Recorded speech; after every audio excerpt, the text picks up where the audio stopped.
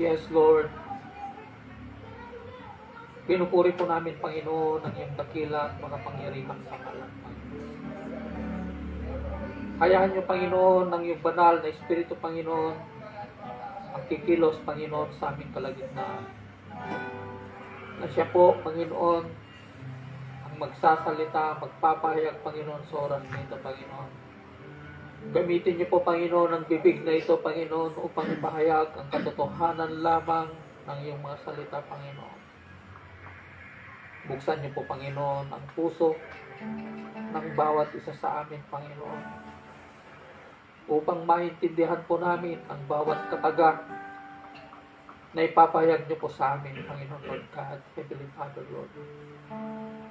Hindi po aksidente, Panginoon, na dinala niyo po, Panginoon, ang bawat isa, Panginoon, sa tahanan na ito, sa iyong tahanan, Panginoon, upang makilala po namin, Panginoon, ang tunay na Diyos, ang Diyos na lumikha ng langit at lupa, ang Diyos na hindi nagbabago kahapon, ngayon at bukas, Panginoon Lord God.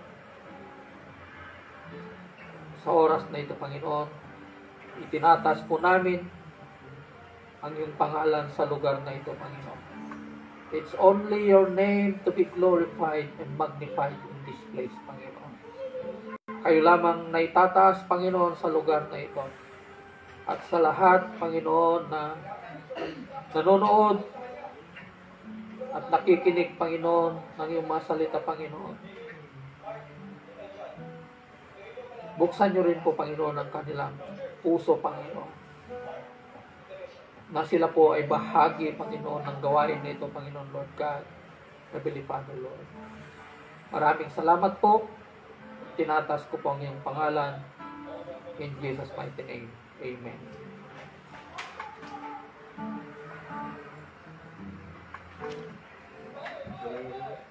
Amen. Magandang gabi po sa ating lahat, mga ginigiliw, mga minamahal ng Panginoon. May pag-asa po sa Panginoon. Ang ibabahagi ko po sa inyo sa gabing ito ay ang bunga ng pagsisikap na makita at makilala ng ating Panginoong Jesucristo. Ang bunga ng pagsisikap na makilala at makita ang ating Panginoong Jesucristo, mga ginigiliw. Alam nyo, ang karakter ng istoryang ito, mga ginigiliw, ay hindi po siya sa panahon natin ngayon, hindi po siya Kristiyano. Isa siyang makasalanan. Sa panahon ng ating Panginoong Jesucristo, mga ginigiliw, ang tawag sa kanila ay sila ay makasalanan, mga ginigiliw. Tinatawag po sila ng mga Pariseo, ng mga Sadyuseo, ng mga tumitingin sa kanilang sarili. Ang tingin sa kanilang sarili ay matuwid. Ang tingin naman nila sa mga taong ito, sila ay marurumi at makasalanan. Bakit sila tinawag na makasalanan? Dahil talamak ang kanilang pagnanakaw, talamak ang kanilang kasamaan sa bayan ng Israel, mga ginigiliw. Ang kanilang trabaho ay sila ay taga-kolekta ng mga buwis ng mga taong dumadaan galing sa barko na dumadaong sa lugar na yon, mga ginigiliw. Kaya lahat ng dumadaan doon, no, binibigyan nila, pinapatungan nila ng napakalaking buwis ng mga taong ito na dumadaan sa kanila. Kaya tinawag po silang makasalanan ng mga pari, ng mga tao, ng mga Israelita, mga ginigiliw. Kaya ang taong ito ay hindi siya sa panahon natin, hindi po siya Kristiyano. Isa siyang hentil. Nung kapanahonan ng ating Panginoong Jesucristo, isa po siyang hentil. Hindi po siya isa sa mga bayan ng Panginoon. Hindi po sila ang bayan ng Panginoon. Pinili ng Panginoon mga ginigiliw. Pero sa tagpo na ito na pag-aaralan po natin mga ginigiliw, no? Sa tagpo na ito ay ninais niya po na makilala at makita ang ating Panginoong Jesucristo, mga ginigiliw. At makikita po natin dito na nung nakita niya at nakilala ang ating Panginoong Jesucristo, nagbago ang kanyang prinsipyo sa kanyang pamumuhay. At ito ay isang pagpapakita, pagtanggap sa kanyang sarili na siya ay marumi, na siya ay makasalanan, na kailangan niya ang isang tagapagligtas, mga ginigiliw, na hindi siya mabubuhay kung wala ang Diyos sa kanya, mga ginigiliw. At ito ay matatagpuan po sa Lucas 19, no? At makikita rin natin dito, mga ginigiliw, na ang Diyos, no, kilala niya po tayo. Hindi pa niya, sabi niya po sa Isaiah, hindi pa nalikha ang mundo. Kilala na niya tayo, mga ginigiliw. Nasa sinapupunan pa lang tayo ng ating ina, mga ginigiliw. Kilala na tayo ng ating Panginoon. Na ang inaasahan ni Zaccheo, no, ito ay isang pandag. Akala niya hindi siya kilala ng Panginoon. But tinawag ng ating Panginoong Jesucristo, He affectionately called His name, Zaccheo. Yun, mga ginigiliw. Ganun po ang pagtawag sa atin ng ating Panginoon, mga ginigiliw. Kung meron po tayong pagnanais, the desire to know and to meet the Lord Jesus Christ. Pero kung hindi po tayo nagkaka-interest na makilala at makita ang ating Panginoong Jesucristo, mga ginigiliw, napakahirap po na tayo po ay makikinabang sa grasya at awa ng ating Panginoon, mga ginigiliw, no? Sa tagpo na ito, no, sa Lucas 19, sabi niya po dito, pumasok si Jesus sa Jericho at naglakad sa kabayanan. May isang tao roong ang pangalan ay Zaccheo, isang pinuno ng mga maniningil ng buwis, at siya'y mayaman. Pinuno ng maniningil ng buwis, BIR director. Imagine, napakayaman, maliit na tao. Kilalang kilala, mayaman, pero hindi niya tinignan ang kanyang sarili sa oras na yon, mga ginigiliw, nung narinig niya ang pangalan ng ating Panginoong Jesucristo na siya ay dadaan sa kanyang rota. Dadaan siya sa kanyang rota, sa lugar na kung saan doon siya naniningil ng buwis. Sa parte ng Jericho, mga ginigiliw. No. Sinikap niyang makita Jesus. He desired to see Jesus Christ. Mga ginigiliw. Nagsikap, ibig sabihin, he exerted his resolution and determination. Sinikap niyang makita ang ating Panginoong Jesucristo. Napakalit niyang tao, kaya inisip niya kung ano ang kanyang dapat gawin. Dahil may mga balakid, there are obstacles along the way, mga ginigiliw. Kaya't ang ginawa niya po, mga ginigiliw, makilala kung sino ito. Ngunit sa dami ng tao, hindi niya ito makita dahil siya ay pandak. So may mga obstacle, may mga sagabal. Yung pagnanais niya na makita ang ating Panginoong Jesucristo, mga ginigiliw, nagkaroon po ng mga sagabal along the way para gusto niyang makita at makilala ang ating Panginoong Jesucristo, mga ginigiliw. Kahit ang ginawa ng mama na ito, isang mayaman na tao na ito, inunahan niya yung sagabal na yun, the obstacle, inunahan niya at umakyat siya sa isang puno ng sikamoro, mga tinigiliw. Imagine yung sikamoro na ito, madulas, may mga tinik.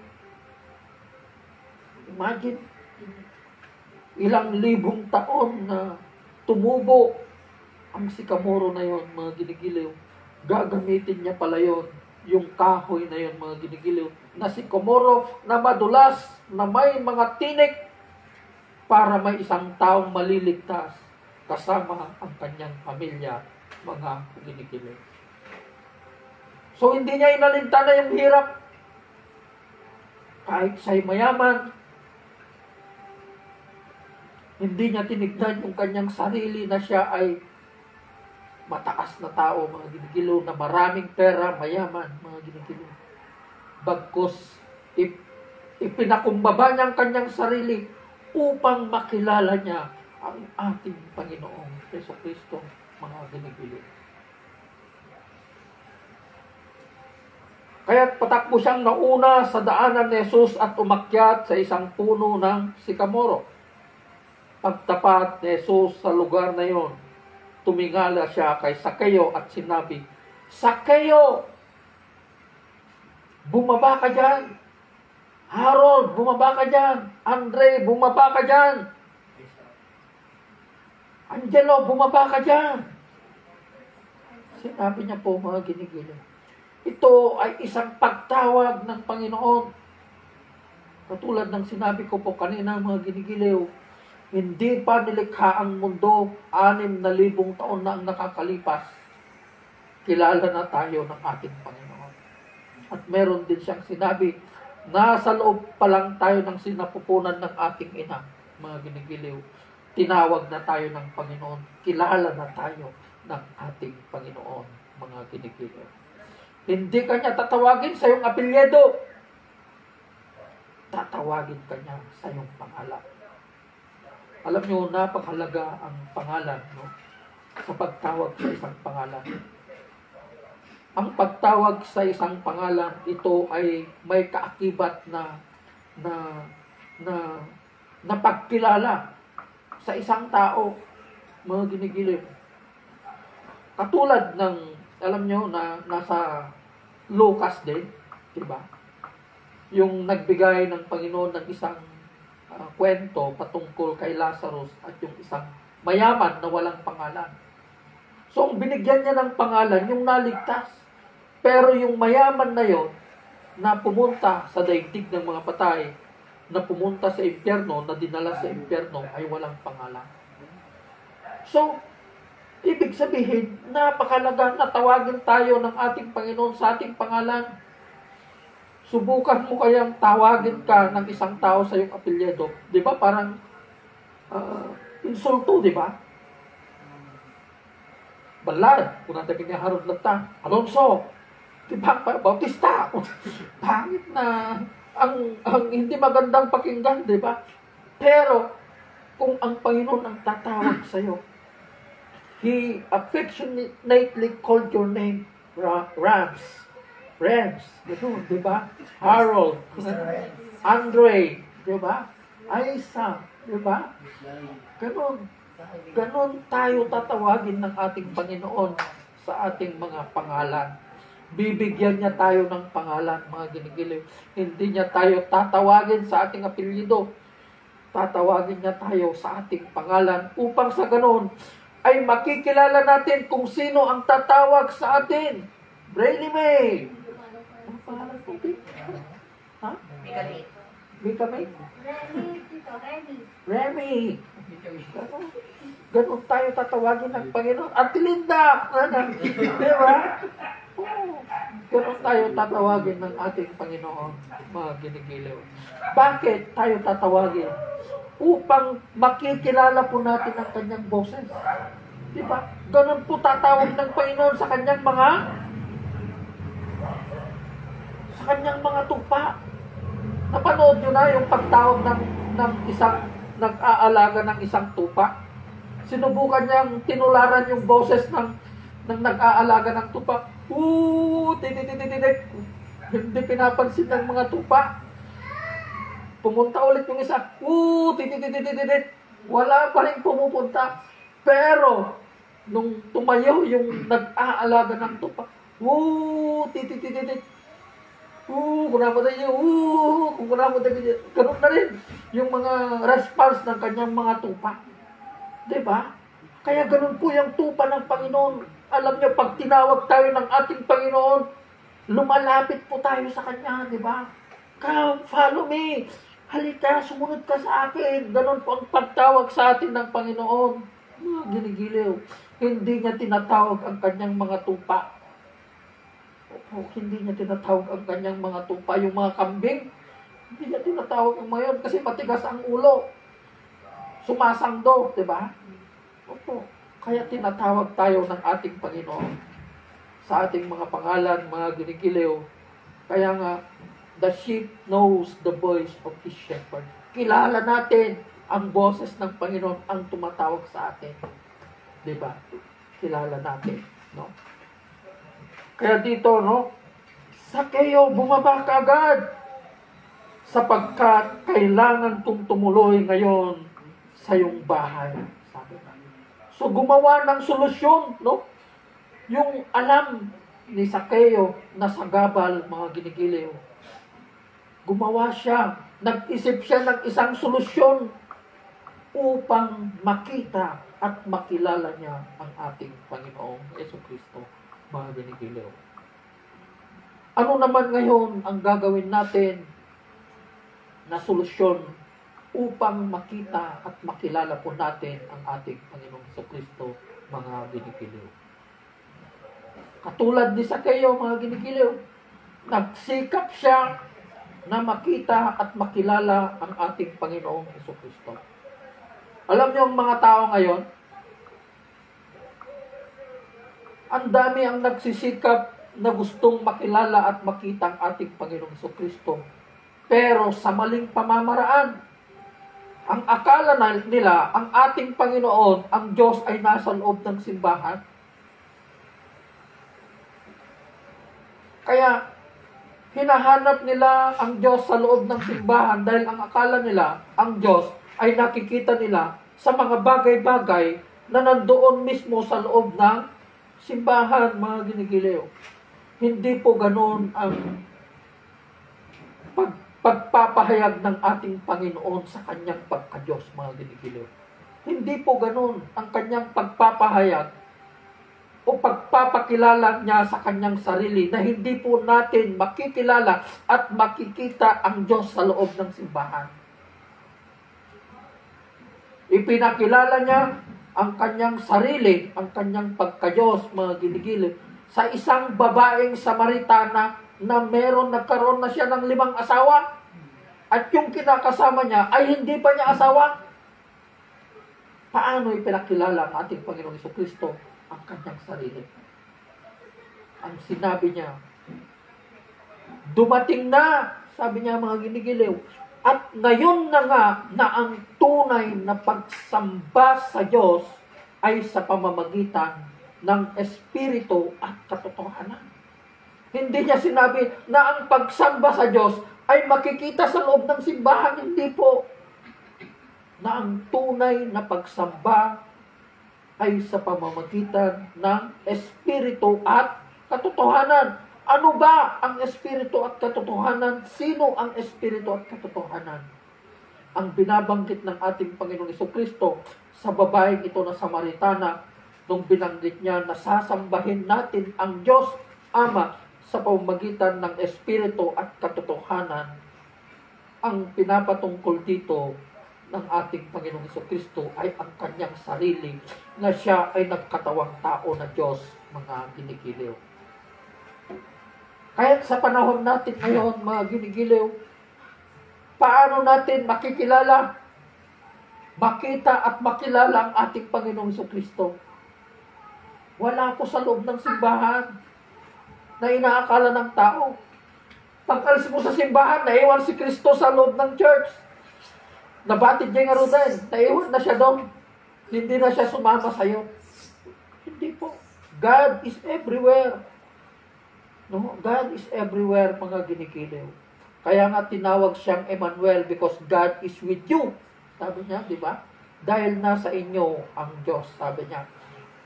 Magiging nasa atin lamang ang ating Panginoon, ang Espiritu ng Panginoon, kapag tinanggap po natin siya bilang Diyos at tagapagligtas ng ating buhay at kaluluwa.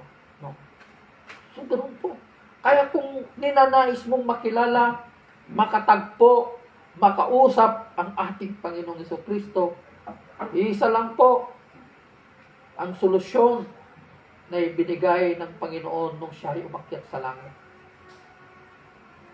Nandito po, mga ginigiliw, sa paraan ng pagbabasa at pakikinig ng salita ng Panginoon sa pamamagitan ng ating Panginoong Jesucristo, sa kanyang salita, sa Biblia na ito, mga ginigiliw, makikilala po natin, makikita po natin ang ating Panginoong Jesucristo through His Word.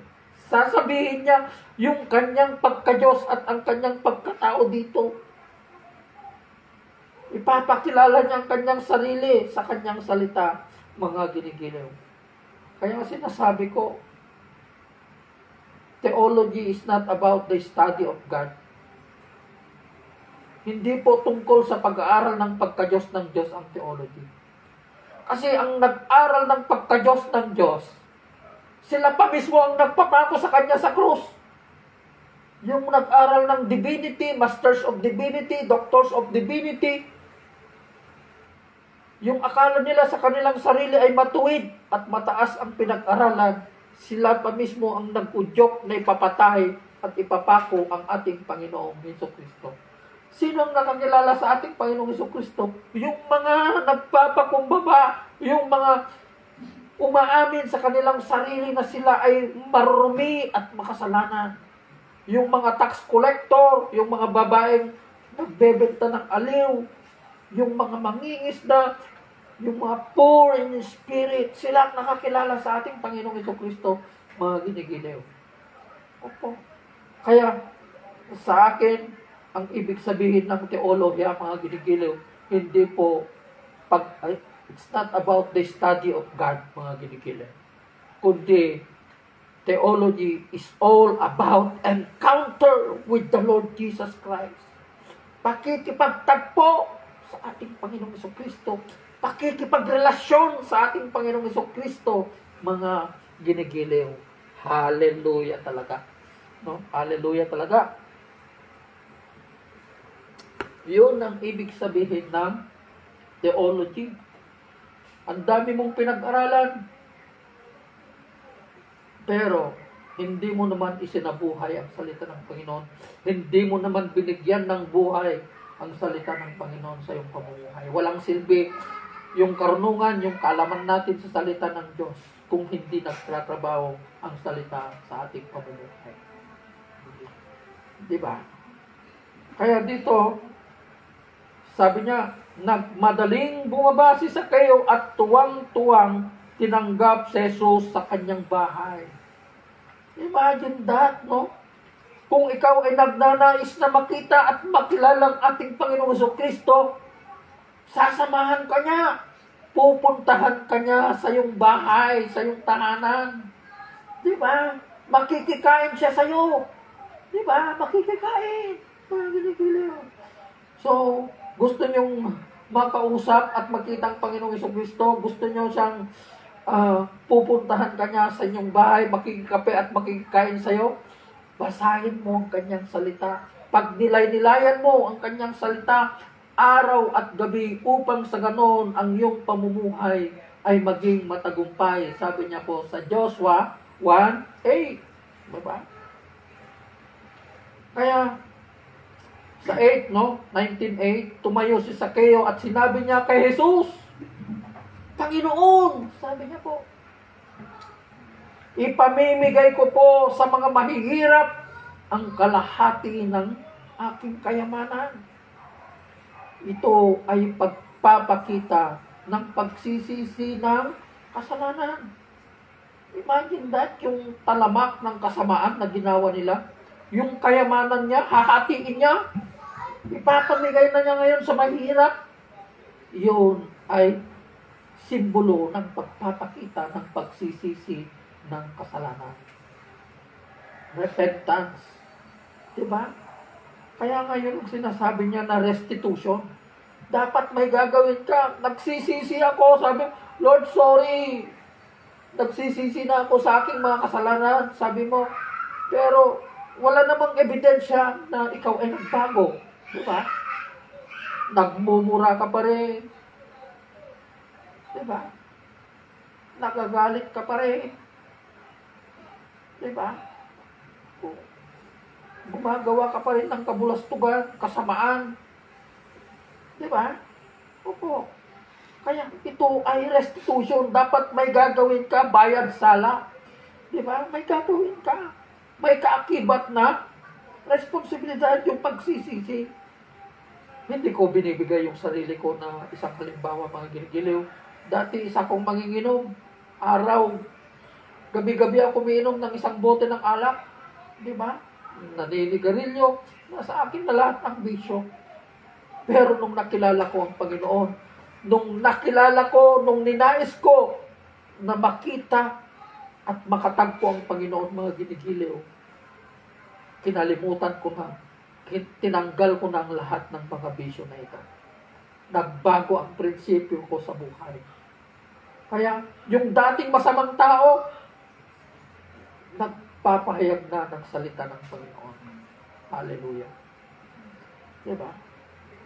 Yung isang tao na nasa kanya na lahat ang kasamaan, ginigiliw. Kaya nga, ang hindi ko lang nagawa noon, yung pumatay lang ang hindi ko nagawa sa aking buhay. Pero nung nakilala ko, nakatagpo ko ang aking Panginoong, hinanap ko ang ating Panginoong Jesucristo, mga ginigiliw, at nakatagpo ko siya. Nagbago ang aking pamumuhay. Katulad ni Sakeo, mga ginigiliw. At kung ako'y may nadayang sinuman, sabi pa niya, dinagdagan pa niya, isa sa uli ko ito sa kanya ng makaapat na beses. So, yung kalahati ng kanyang kayamanan, ipinamigay niya. Kung meron pa daw siyang nadaya, 1/4 of it, ibibigay pa niya. Ikaapat na beses, 4-fold. Wala nang naiwan sa kanya, mga ginigiliw. Yung pagkaapat na beses, wala nang naiwan sa kanya. Dahil, bakit niya ginawa ito? Dahil nakilala niya ang tunay na nagbibigay buhay. Nakilala niya ang tunay na kayamanan. Diba? Nakilala na niya. Kaya wala nang silbi sa kanyang kayamanan.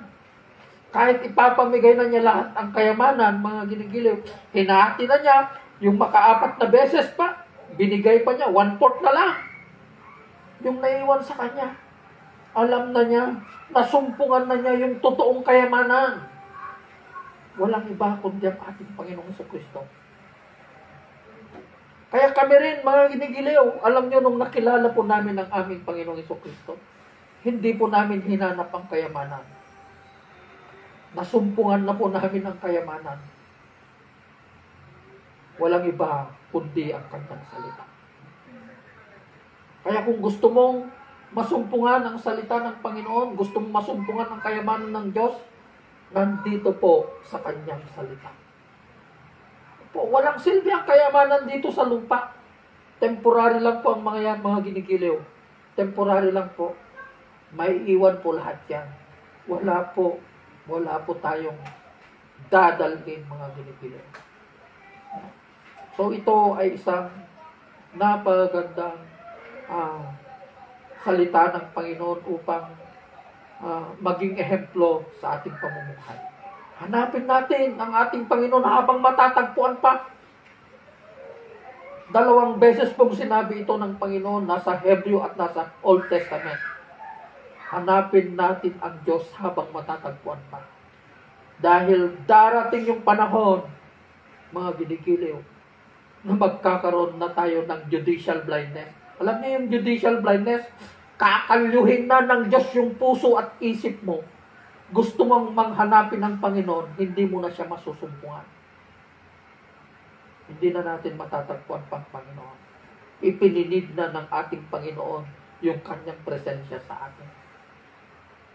Ako, ipipinid na ng Diyos ang kanyang presensya sa atin. Kaya napakapalad po natin mga ginigiliw dahil pinagkatiwala niya po ang kanyang salita sa atin. Napakapalad po natin dahil narinig natin yung salita ng Panginoon sa gabing ito. Mamano lang ako, mangilan-ngilan lang ang nakakarinig ng katotohanan ng salita ng Panginoon, mga ginigiliw. Dahil lahat ng tinuturo ng mga iba, mga ginigiliw, kung paano lang sila magparami sa loob ng simbahan, mga ginigiliw, na yung pagpaparami na yun, mga ginigiliw, mababasa po natin dito sa Ephesians or di ko alam kung saang parte na their God is their belly. Na ang Diyos, ang kanilang Diyos ay ang kanilang tiyan, mga ginigiliw. Hindi po. Ang totoong kayamanan ay walang iba kundi ang ating Panginoong Jesucristo, mga ginigiliw. Wala na pong ibang kayamanan na nasumpungan po namin ng ating pamilya kundi ang ating Panginoong Jesucristo. Magandang gabi po sa ating lahat, kay Sister Rose, Samoy, kay Sir Willie, at sa lahat po ng nanonood sa gawain na ito, kay Pastora Lumboy. Magandang gabi po sa ating lahat. Pagpalain po kayo ng Panginoon. God bless everyone. Maraming salamat po.